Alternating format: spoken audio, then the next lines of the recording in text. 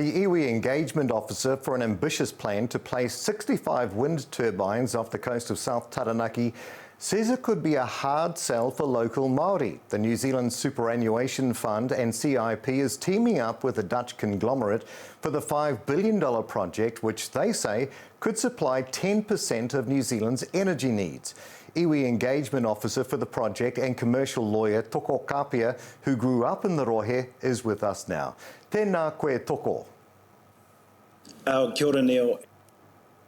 The New Zealand Superannuation Fund and CIP is partnering with Dutch conglomerate. What are some of the major concerns Hapu have around the planned wind turbines in the Rohe? Sure. Two key themes. First is process. So everyone is aware that when engaging on these sorts of projects, you have to talk to the right people, you have to talk to them early, you have to talk about the right things. From our perspective, and the same for CIP, I can expect, is that we are going early. That's the key thing. At the moment, there's no regulatory regime in place. It's about 2 years away, 2024 we're estimating. And even after that, there's another couple of years. So offshore wind is a new, novel form of industry for New Zealand. So all of the developers are starting early on this because of that novel nature, but also because of the importance of the moana to Māori and iwi.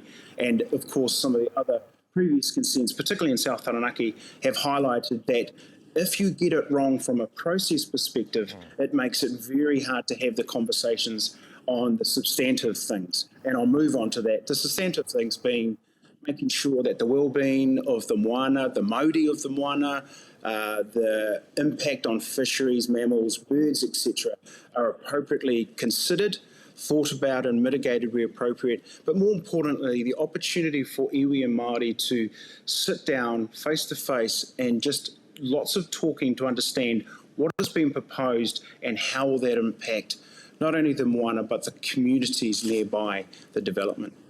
And just to be clear, you're a commercial experienced lawyer, you're Māori, you grew up in the Rohe, so this process should turn out the way that we all hope, right? I hope so. Just because I'm from there doesn't mean you get a free pass when you take companies along, and I'm expecting uncles and aunties to appropriately ask questions that are important to them, and so they should. I think the issues for not only Māori and iwi, but for that region in particular, is the conversation around transition in a complementary way to what's existing there, oil and gas. People are aware of the impacts of climate change. We've got COP27 at the moment. So the offshore wind development is a great opportunity to assist with not only the increased electrification of New Zealand and increased demand for power, but more importantly, the decarbonisation of the energy mix for particularly that region. This project looks like it could support up to 600 construction jobs and I guess support jobs as well, which could be a major economic boost for the region. Do you think this will be enough reason to support the project?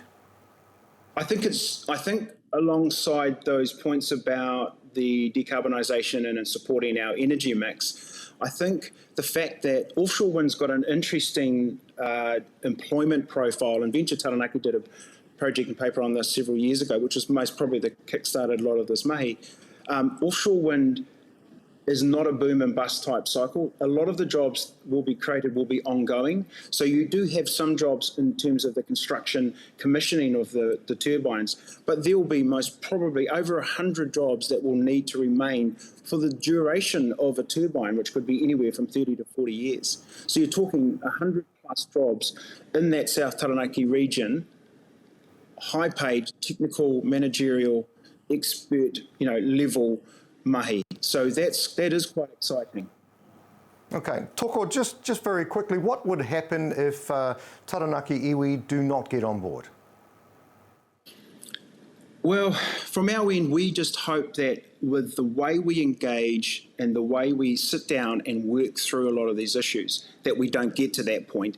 But of course, at the end of the day, waiho te karato, it is their prerogative as to how they want to go, and we will support that to as much as we can.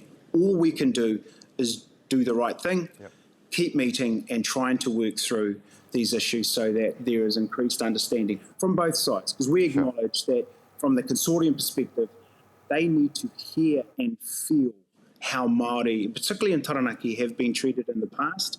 There's so many historical issues there with Murumete Raupatu for starters, right through to a number of organisations saying, oh, we'll do this for you, we'll do that for you, and then you hardly see them after a little while. So we're all conscious of that. So we just want to make sure we do it differently. And I think, as you can sense from me, the way I'm doing it and the way that I've been supported by the consortium, because I've looked at the consortium and said, I'm not doing this if you're not real. Yes. And they've all nodded at me, and I've sensed it, so that's why I'm still here. So the last thing I want to do is go home and get a hiding as well. Yes. So I'm looking forward to going home on a project that I think is good. I know that is good for the region, and we'll just continue to support a lot of the cousins and friends that are still there and choose to stay in Taranaki. Very good, very good. Appreciate that. Iwi Engagement Officer, and we'll talk more, no doubt. Iwi Engagement Officer for the project and commercial lawyer, Toko Kapia, thank you so much for joining us today. Tēnā koe e hoa. Kia ora, Neil. Kia ora.